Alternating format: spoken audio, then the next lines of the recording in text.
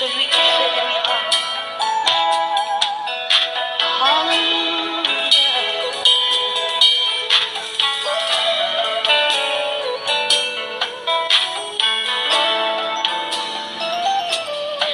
You deserve the glory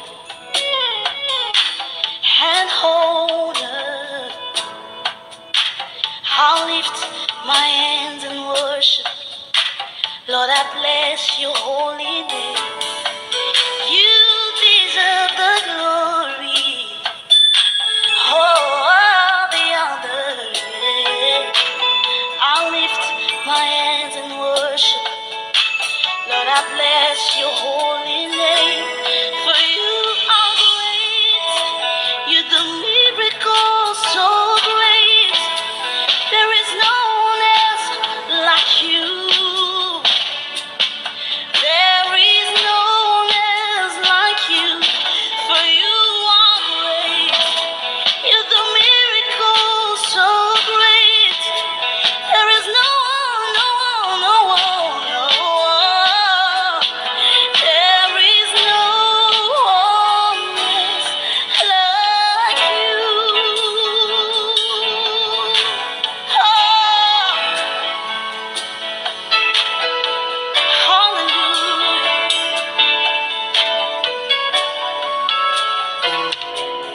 Topesi ukebo, lokumu, tutomboli maboko, kukubisa, zambe nayo. Topesi ukebo, lokumu, tutomboli maboko, kokumisa, bonzambe nayo.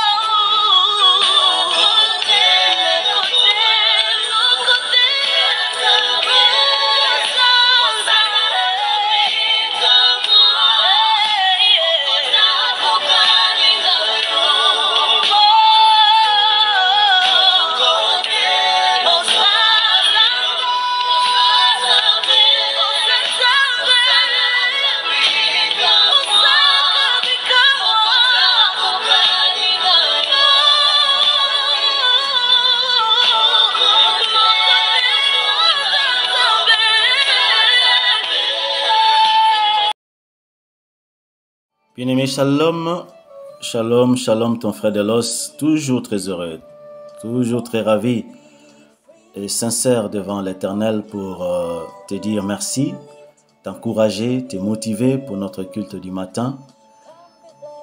Que le Seigneur te donne encore plus de force. Comme nous l'avions dit, c'est un culte très important, un culte de sacrifice, mais qui témoigne vraiment auprès du Seigneur toute notre reconnaissance, car nous savons, nous l'avons dit, nous pouvons toujours continuer à le répéter, dormir et se réveiller, ce n'est pas donné, ou rester en vie, ce n'est pas une mérite, mais c'est une grâce. Voilà pourquoi nous sommes toujours motivés, je le suis sincèrement, et je pense que tu l'es aussi, chaque matin de pouvoir le rendre ce culte. Sois béni mon bien-aimé, sois béni ma bien-aimée de toutes sortes de bénédictions de Père Abraham. Nous allons prier, remettre notre culte, comme toujours, entre les mains de l'Éternel, afin que nous puissions non pas célébrer un culte selon notre pensée charnelle, mais que tout soit sous la conduite du Saint-Esprit de Dieu. Prions bien-aimé.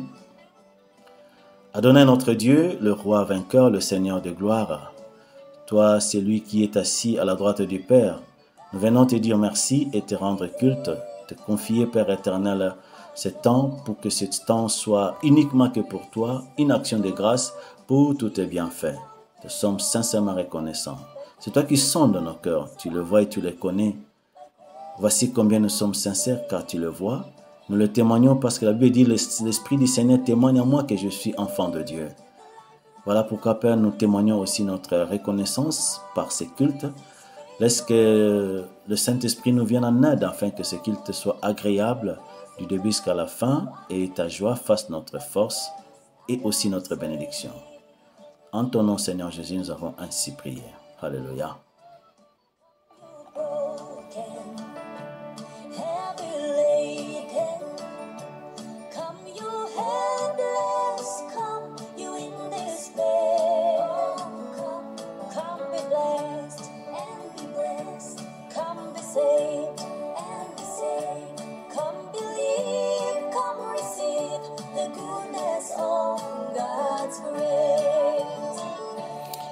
Bien-aimés, nous continuons avec notre enseignement. Nous sommes dans la partie où nous exploitons la repentance de cet enfant prodigue et nous allons continuer. Nous sommes dans la phase où l'enfant est rentré dans la maison de son père. Nous allons en parler aujourd'hui. Nous allons exploiter le verset 22 et le verset 24 du livre de Luc chapitre 15. Et nous allons aussi dans le même chapitre, le livre de Luc 15, lire aussi des autres chapitres, le verset 7 et le verset 10. Nous lisons donc la Bible, notre Jésus. La Bible dit, Luc chapitre 15, verset 22 au verset 24. La Bible dit, « Mais le Père dit à ses serviteurs, « Apportez vite la plus belle robe et l'en revêtez. Mettez-lui un anneau au doigt et des souliers aux pieds. Amenez le veau gras et tuez-les. Mangeons et réjouissons-nous, car mon fils que voici était mort et il est revenu à la vie. Il était perdu et il est retrouvé. » Et ils commencèrent à se réjouir. Nous lisons le verset 7 et le verset 10 dans le même chapitre. La Bible dit, verset 7, « De même, je vous le dis, il y aura plus de joie dans le ciel pour un seul pécheur qui se répand que pour 99 justes qui n'ont pas besoin de repentance. » Et le verset 10 dit, toujours dans le même ordre d'idées, le verset 10 dit, « De même, je vous le dis, il y a de la joie devant les anges de Dieu pour un seul pécheur qui se répand. » Bien-aimés, la partie que nous allons exploiter aujourd'hui de notre enseignement, je l'ai intitulée par la grâce de Dieu, la récompense de la repentance.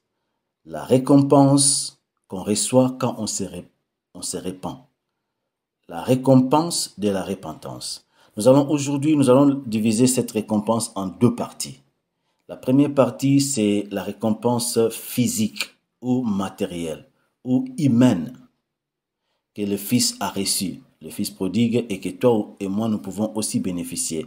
Mais nous allons d'abord parler de manière humaine, de manière physique, charnelle, c'est que ce Fils a reçu comme récompense lorsqu'il est rentré dans la bergerie de son Père ou dans la maison de son Père. Et demain, nous allons continuer pour voir la partie spirituelle de ce que le Fils a reçu physiquement ou charnellement. Il y a aussi la révélation. C'est pour ça que le Seigneur Jésus a donné ces paraboles à ses disciples pour nous enseigner, pour nous expliquer, nous révéler ce qui se passe spirituellement quand quelqu'un se répand et revient ou vient au Seigneur. Donc pour quelqu'un qui n'a jamais reçu le Seigneur, quand il se répand, vient au Seigneur, voici ce qui arrive, c'est ce qui nous révèle ces paraboles dans sa partie spirituelle.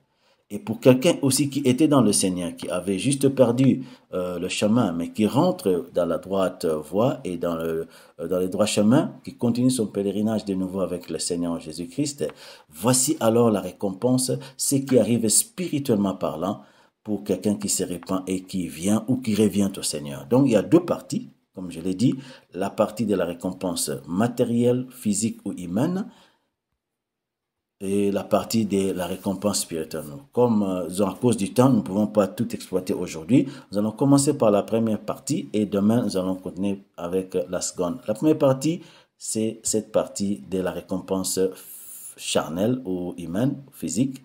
Et c'est ce que nous allons exploiter demain. aujourd'hui, et demain, c'est la partie spirituelle. Bien aimés, nous avions hier, par l'aide du Saint-Esprit de Dieu, nous avons été enseignés des 5 échelons de la bonne repentance, le 5 échelons d'une très bonne repentance. Nous l'avons su, je ne sais pas si je dois le rappeler, peut-être pour rafraîchir un peu la mémoire, je vais rappeler tout de suite.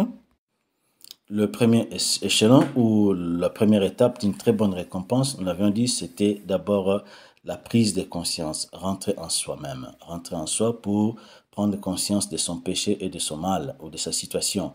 Donc la première étape, c'était la prise de conscience ou le premier échelon. Le second, c'était se réveiller du sommeil spirituel. Et la troisième étape ou le troisième échelon, c'était la phase de la prise de décision. La quatrième étape ou le quatrième échelon, c'était maintenant l'étape de la confession. Et la cinquième étape ou le cinquième échelon, c'était maintenant le fait de pouvoir être humble, de pouvoir s'humilier et d'être de nouveau sous la soumission de celui qui te donne la récompense, qui te sauve. Par exemple, nous qui sommes enfants de Dieu, être de nouveau sous la soumission de notre Seigneur et Sauveur Jésus-Christ. Donc, c'était les 5 échelons. Et nous avons aussi dit que ces 5 échelons s'effectuent en 2 phases. La phase spirituelle et la phase pratique. La phase spirituelle, c'est quand la décision est au niveau spirituel, au-dedans de l'homme, au-dedans de la personne. Personne ne peut le voir, personne ne peut le sentir. Toi seul, avec l'aide du Saint-Esprit de Dieu. Donc, c'est encore spirituel. Tout se passe d'abord au niveau spirituel sans être visible, palpable. Ça, c'est la première phase, la phase spirituelle. Et la seconde phase, c'est la phase pratique. Mettre maintenant sa repentance en pratique. Et hier, l'Esprit du Seigneur nous a enseigné que c'est la partie la plus difficile, car c'est la partie la plus combattue par l'ennemi. Pourquoi? Parce que le diable il combat, il intimide, il fait tout ce qu'il faut, il donne tout, il fait sortir toutes ses armures pour combattre l'homme ou la personne de ne pas arriver à ouvrir la bouche et de confesser, mettre sa repentance en pratique. Pourquoi? Nous l'avons aussi appris hier, c'est parce que la partie pratique, c'est la partie la plus importante, c'est la partie la plus décisive et c'est la partie qui sauve. Et aussi, très combattue par l'ennemi parce que c'est la partie aussi qui met l'ennemi KO. Nous l'avons hier, nous avions parlé pour ceux qui font la boxe, le percute de gauche ou le percute de droite qui met automatiquement le diable KO. Quand quelqu'un ou la personne ouvre la bouche et confesse, met en pratique, je t'assure bien aimé, le diable est à ces moments, c'est comme, je ne sais pas, le dégonflement d'un ballon d'air. Donc automatiquement, il est dégonflé, il est vaincu et il est automatiquement KO. Et la victoire est maintenant du côté de la personne soutenue par le Saint-Esprit de Dieu. Donc, ça c'était le 2 phases spirituelles et, disons d'abord spirituelle et après la phase de pratique. L'enfant prodigue, le fils prodigue ou enfant prodigue, il a, par la grâce de Dieu, été obéissant à la voix de la lumière qui a jailli dans son cœur. Et il a obéi jusqu'au bout, il a mis sa repentance en pratique. Il a mis sa repentance en pratique. Il a pratiqué. Il ne s'était pas contenté simplement de laisser ou de fermenter des idées de repentance dans son cœur spirituellement, mais il a fermenté des idées, il a planifié et il a accompli, il a mis son plan en pratique. Il a marché, il est rentré et le voici devant la maison de son père. Donc, il a mis sa repentance en pratique. Et ça, c'est une victoire. Et la victoire, c'est-à-dire la victoire énorme et la victoire du vrai salut. Voici maintenant, spirituellement parlant,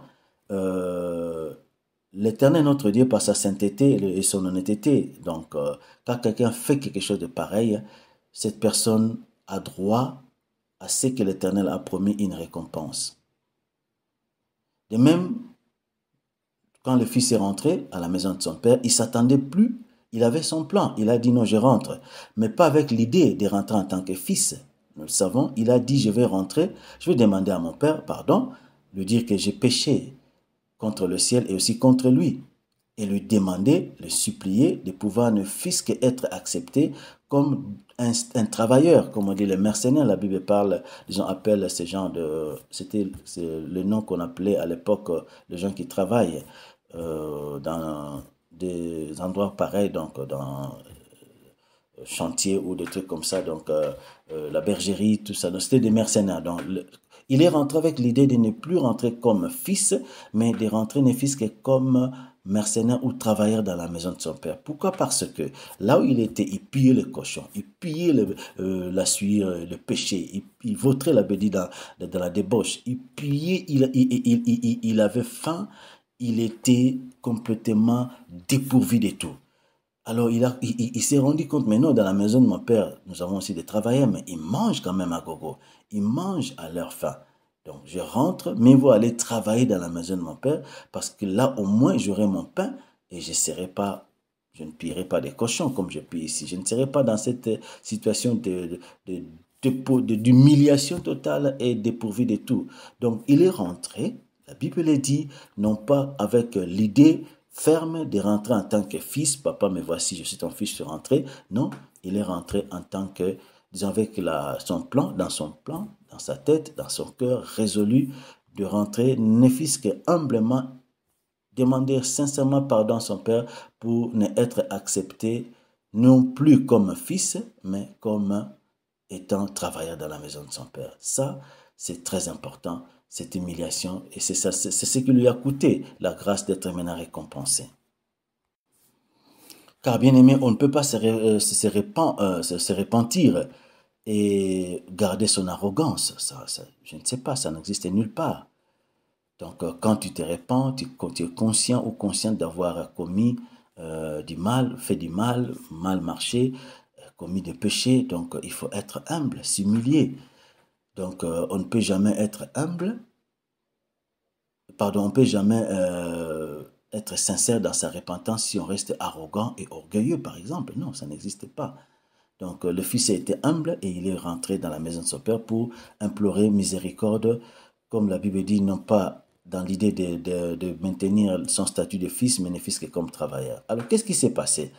Il est rentré, la Bible dit, à sa grande surprise, le papa qu'il a reçu, qu'il attendait en dehors de la maison, à la porte de l'entrée, papa qui était toujours là, nous l'avons lu hier, qui attendait son fils impatiemment et rempli d'amour et de miséricorde. Voyant son fils émis de compassion, il l'embrassa, le baisa, il lui a témoigné au-delà de ce que le fils pensait.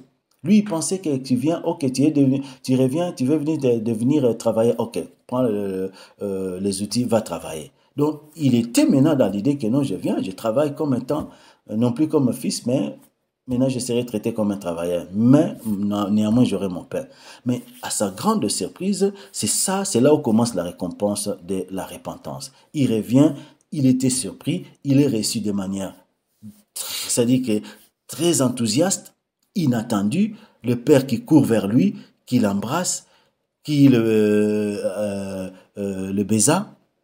Et voici maintenant commence la plus grande récompense que ce fils a reçu. D'abord l'accueil. L'accueil a été trop chaleureux, l'accueil a été très enthousiaste. Ça, c'est déjà là, c'est-à-dire la surprise qu'a reçu ce fils prodigue quand il est rentré à la maison. Et c'est là le commencement de la récompense quand on revient humblement à se repentir d'un péché ou d'un mal quelconque auprès de n'importe quelle personne. Ici, nous parlons d'abord de la phase charnelle, la phase physique, la phase humaine. Voici, le fils est rentré. Surpris, le père qui l'attendait, il a reçu, nous l'avons vu, de manière surprise et c'était déjà la première récompense. Mais après, le père ne s'était pas arrêté là. Il appelle maintenant ses serviteurs, ça c'est la première récompense. Aussi, disons, pas la première, mais la récompense qui suit après la récompense de l'accueil. Le papa appelle ses serviteurs, il donne des ordres à ses serviteurs. Ça c'est une grande récompense. Il était rentré dans l'idée que lui maintenant recevra des ordres comme travailleur. Maintenant, le papa appelle les travailleurs pour demeurer sous l'autorité de ses fils et maintenant les ordres sont donnés au profit de celui qui avait fait du mal mais qui s'est repenti, au profit du fils parce qu'il est rentré et il est rentré humblement et cela a comblé son père de joie et de bonheur. Voici à part l'accueil comme une grande récompense, vient encore la récompense, le père mobilise le serviteur à son service. Ça, c'est une grande récompense. La deuxième, disons, la quantité de récompenses, ce qui n'est pas vraiment énuméré dans la Bible, mais je pense que ça ne pouvait que se faire avant de pouvoir porter quelque chose de beau, bien, on doit se laver. Donc, il a certainement bénéficié d'un bain de pouvoir se laver parce que là où il était, il pillait les cochons, il pillait les péchés, il pillait de la suire. Donc, il était sale, c'est vrai, il était sale quand il est rentré. Donc, avant de porter une nouvelle robe, je crois qu'il devait d'abord bénéficier d'un bon bain et d'être propre. Ça, c'est aussi une récompense sur le plan charnel.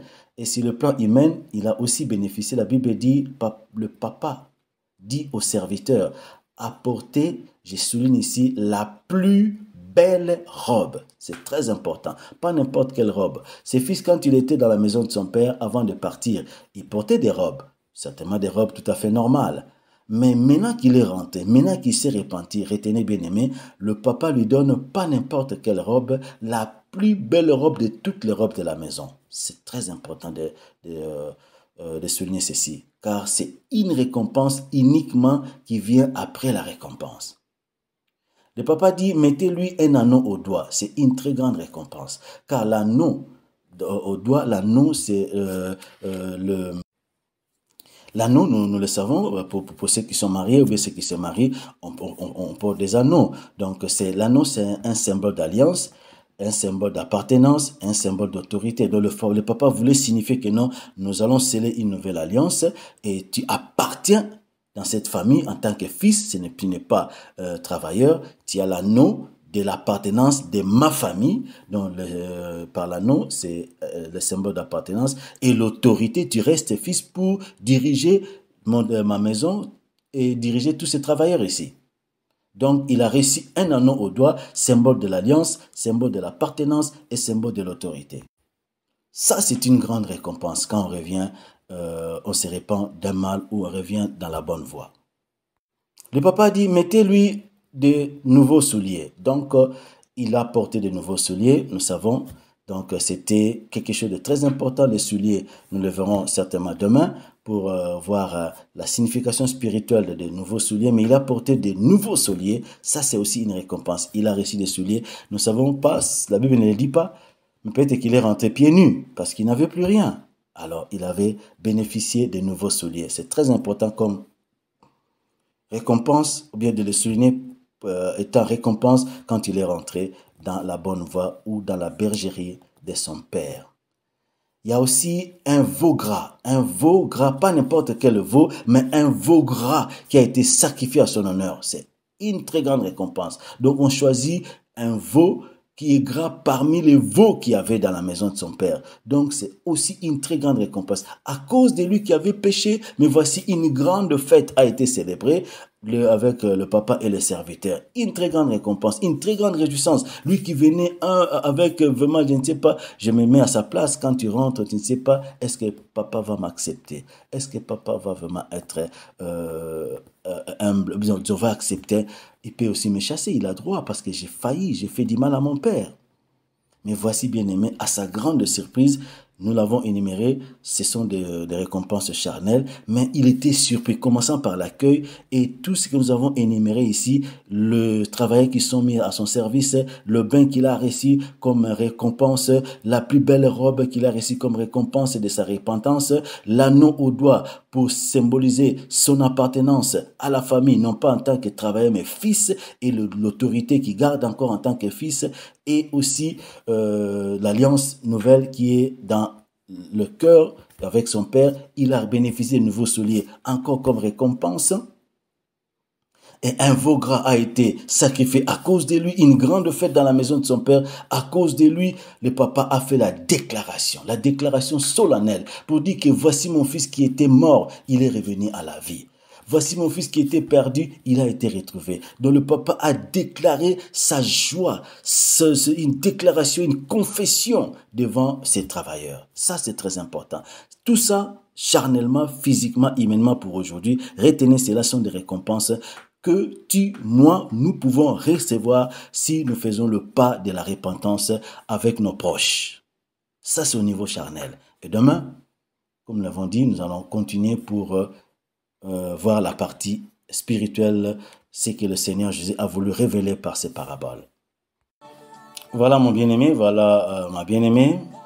Nous allons donc, comme dit-on, nous arrêter là.